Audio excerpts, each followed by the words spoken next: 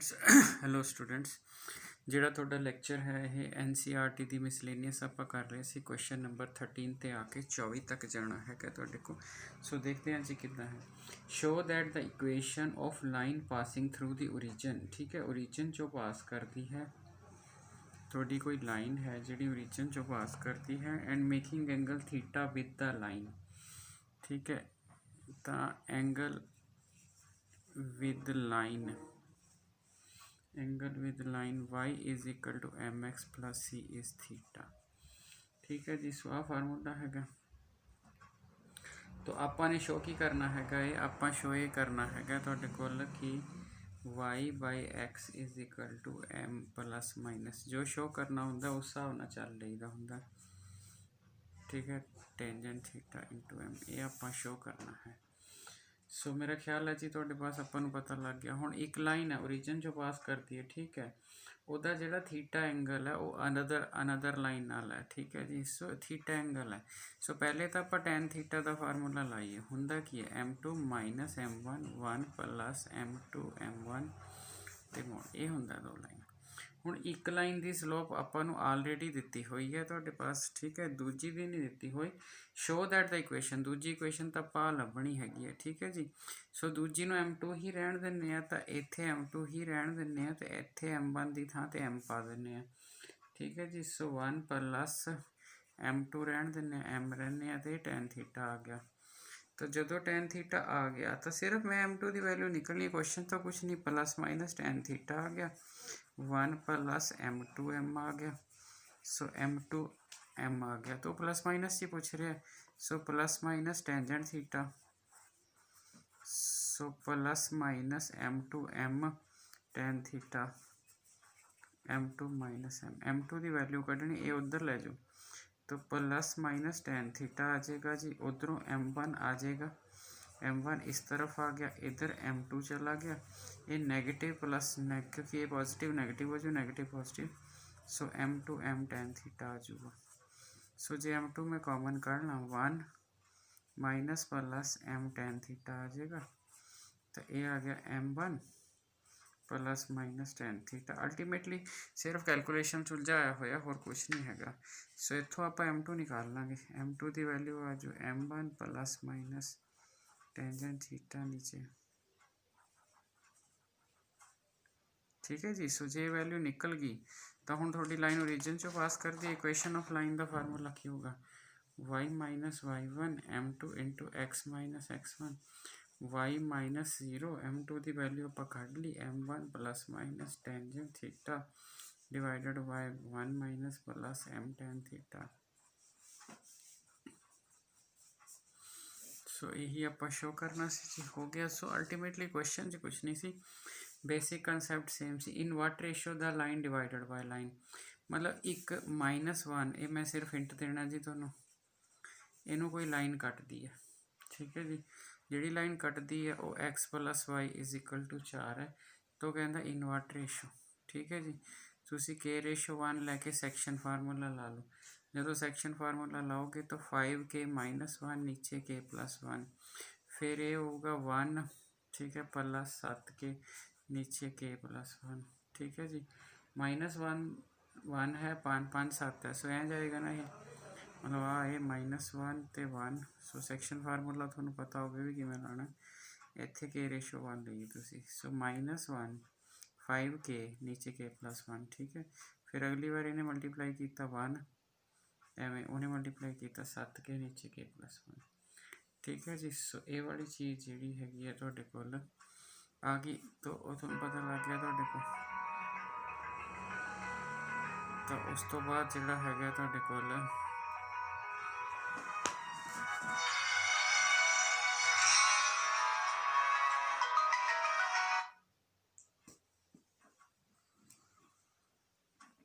सो ये वाली चीज़ होगी जी तुहाडे को, ठीक है। विच फोन की आवाज़ आ गई सी, तो आपा ने क्या करना है हुण, ये लाई ऑन लाइन दिस, सो ये इत्थे लाई करता है। सो 5k minus 1 k plus 1 lie on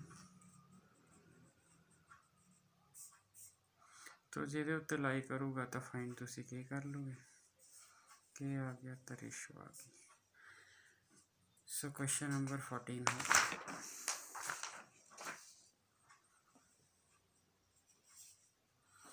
question number 15 पे आके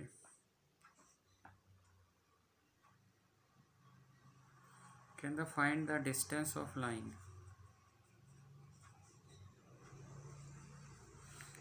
from the point along line.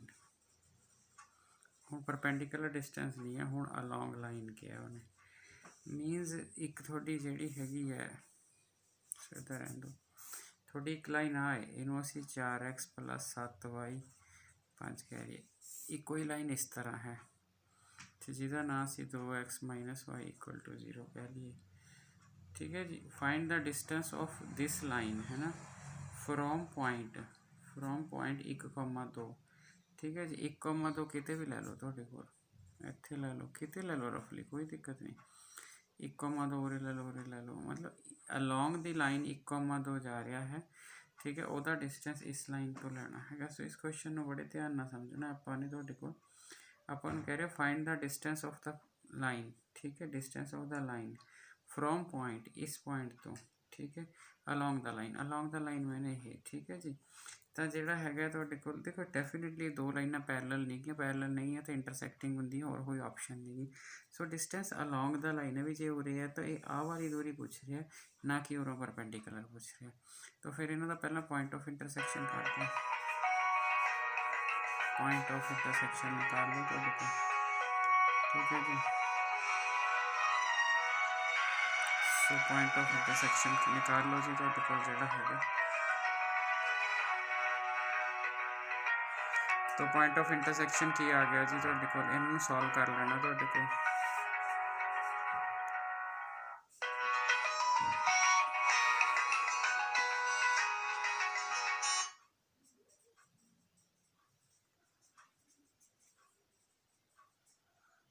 सो जो दूसरा है ये है 2x - 1 इन्हों सॉल्व कर लेना, तुसी सॉल्व कर लेना तुहाडे कोल। ठीक है जी। जदों सॉल्व हो गया तो पॉइंट मिल जाएगा।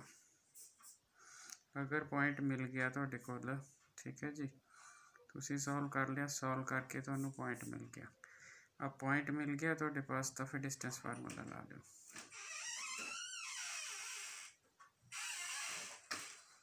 तो तुसी डिस्टेंस फार्मूला ला लो। ठीक है जी। सो जो डिस्टेंस फार्मूला लग जाऊगा थोड़ा क्वेश्चन ऑटोमैटिकली आ जाऊगा, क्योंकि थोड़ा उरे पॉइंट मिल जाना ना, पॉइंट मिल जाना तो फिर तुसी उहदा डिस्टेंस फार्मूला लगा के डिस्टेंस निकाल लो, खत्म कहानी।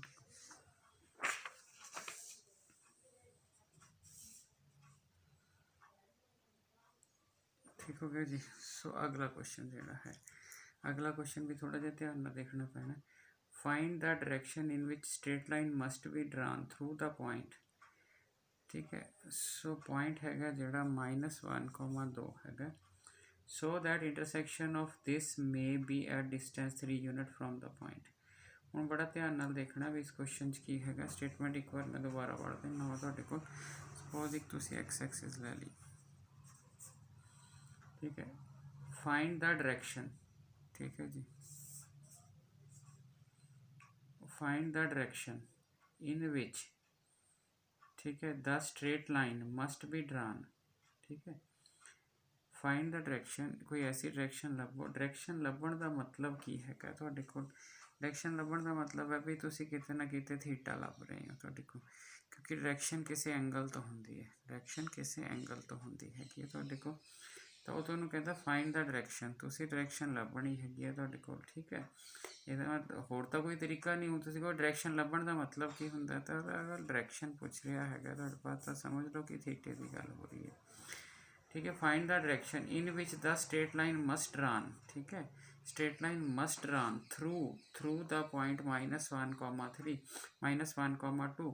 सो -1,2 तो जोड़ा है तुहाडे पास इत्थे स्टैंडर्ड का ना लो। सो -1,2 चों स्ट्रेट लाइन ड्रा करनी है। ठीक है। Such that so that it's point of intersection with the line may be at distance. मतलब आ पॉइंट तुसीं उत्थे लेना तो एक लाइन इनू किते इंटरसैक्ट कर रही है, आ 3 यूनिट है।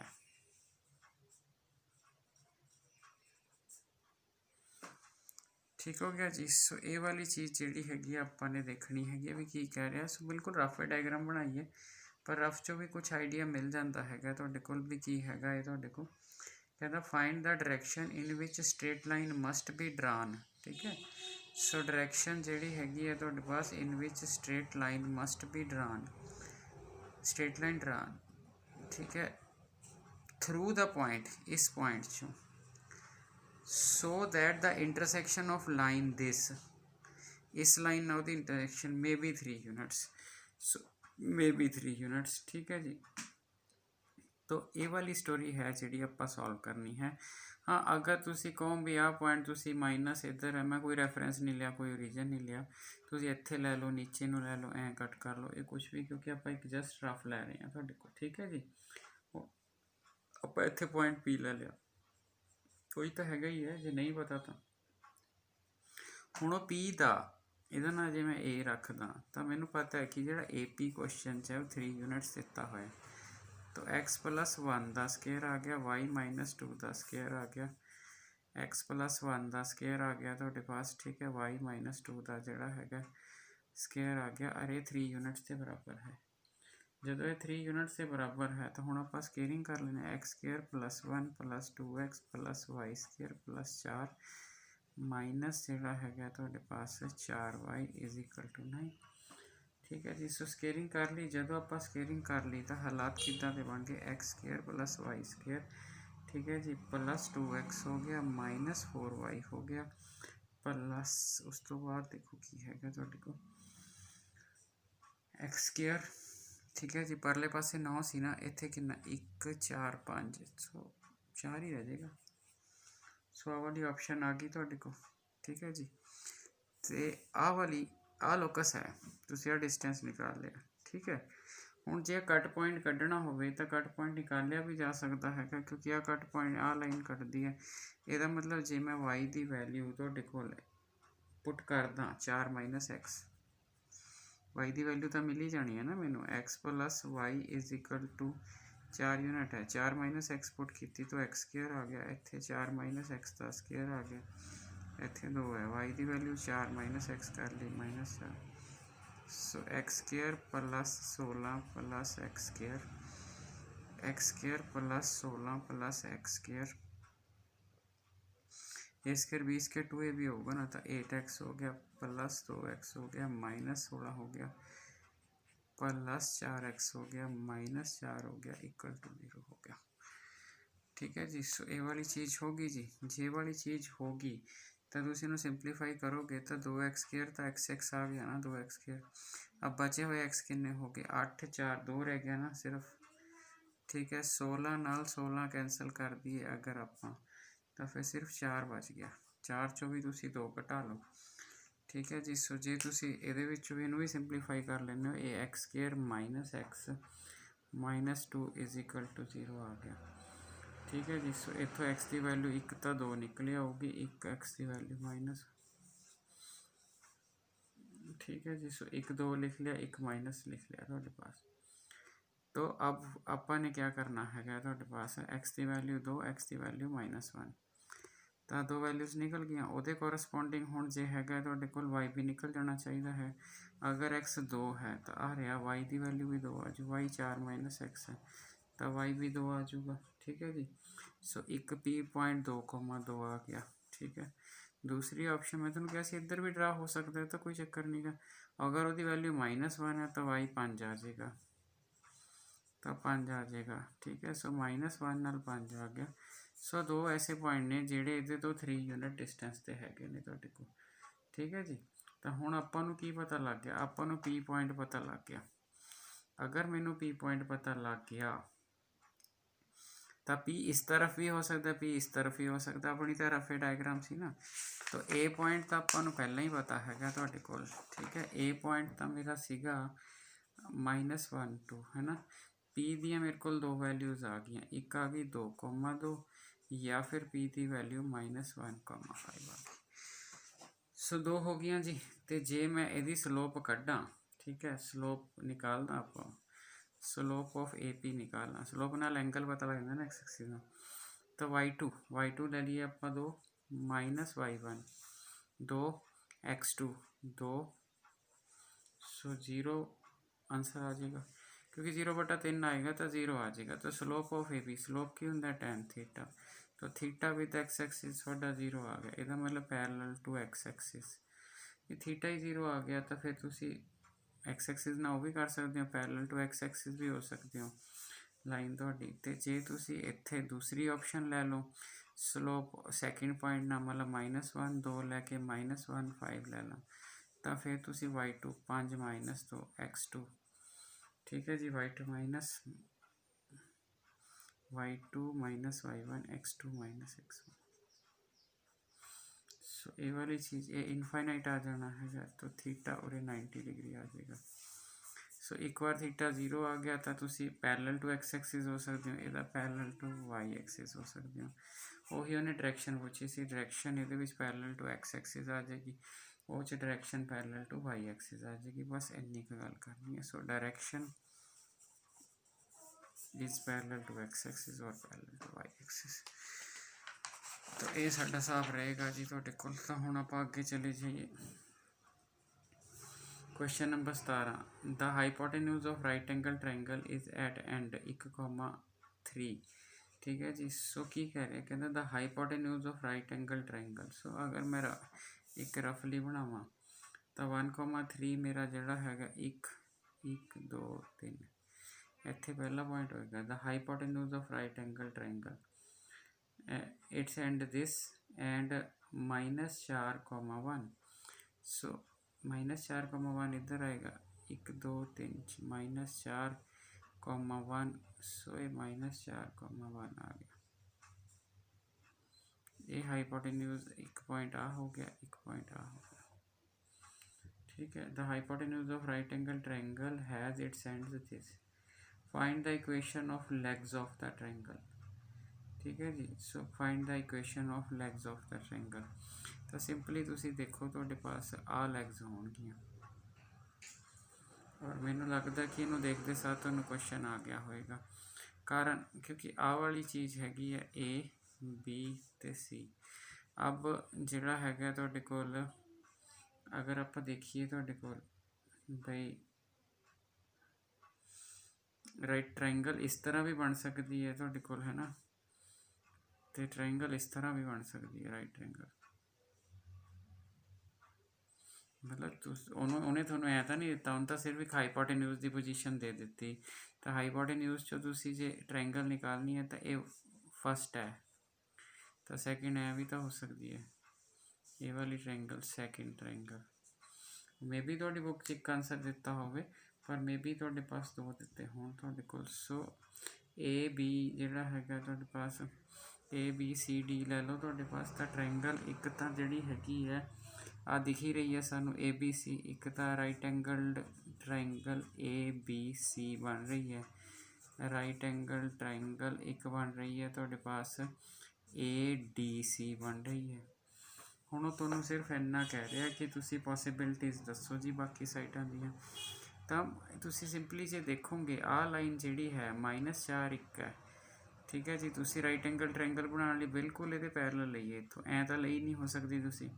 तो यदा मतलब तुहाडे पास जे आ वाली लाइन है, ये कितनी हाइट उपर हैगी, 1 हाइट उत्ते है तुहाडे कोल, ठीक है ना। तो जे 1 हाइट उत्ते है तुहाडे पास, ए लाइन की इक्वेशन y = 0 होंगी x axis.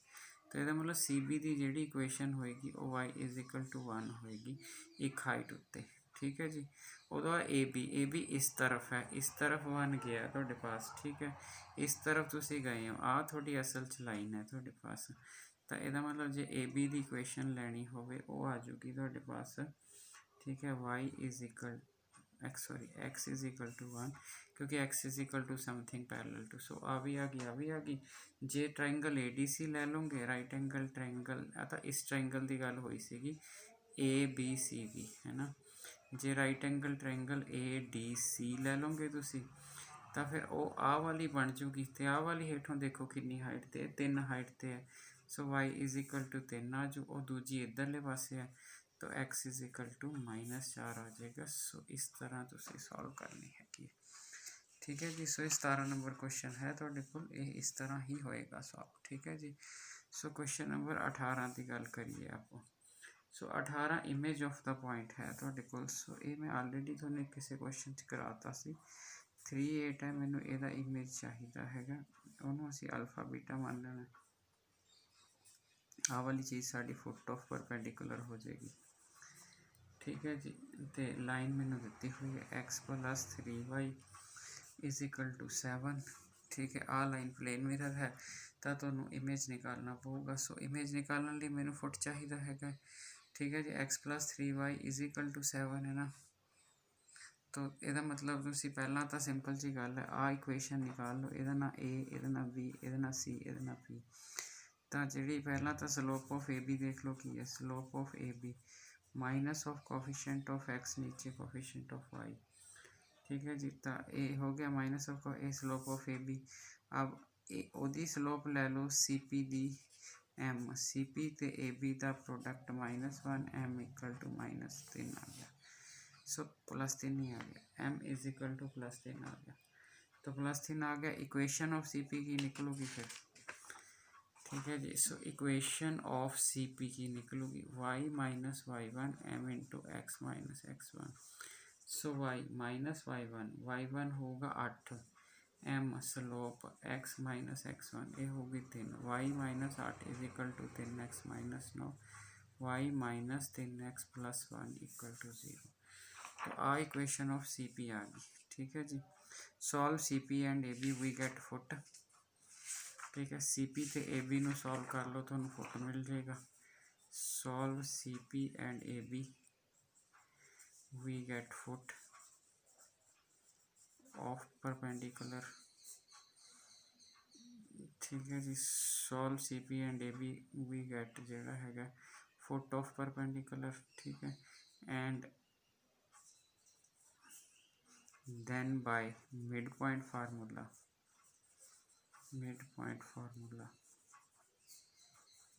we get image। So तुहानू ऑलरेडी पता है जी तुहाडे को, इस करके कोई इन्नी लंबी चौड़ी चक्कर वाली गलबात है नहीं जी। सो ये अपना इमेज बन जाएगा तुहाडे को। ठीक हो गया जी। सो ये तो है नहीं जी तुहाडे को। सो बस इन्ना ही कर लो जी। नैक्सट विच आप अगले लेक्चर करते हैं। ये तो होया क्वेश्चन है, खैर पुराना पेज आ गया। बाकी आप थोड़े बड़े क्वेश्चन नैक्सट लेक्चर कंसीडर करेंगे। Thank you.